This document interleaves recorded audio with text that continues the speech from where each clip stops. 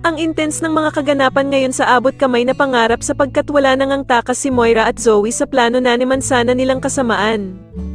Dito nga ay mahuhuli sila ng pulis na inutusan nila Doc Robert at dito nga ay tagumpay nga nilang maliligtas si Don Pepe.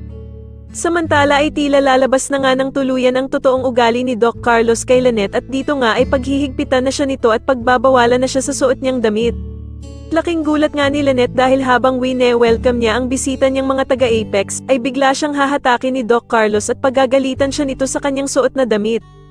Galit na sasabihin nga ni Doc Carlos na napaka-revealing nga daw ng suot nito pero ang totoo nga ay nagseselos lamang siya dahil sa dami ng nagagandahan sa kanya dahil nga sa suot niya.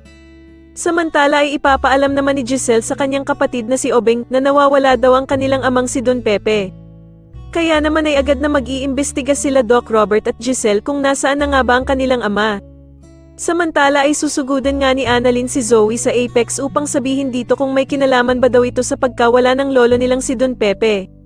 Ngunit sasagutin naman siya ni Zoe na wala daw siyang pakialam sa lolo niyang si Don Pepe at kung nasaan man daw ito. Pero mabibisto naman ni Annalyn na nagsisinungaling si Zoe dahil sa sinabi nitong nasa Apex lamang siya, ngunit malalaman ni Annalyn kay Joy na wala naman pala siya sa Apex at kadadating lamang niya.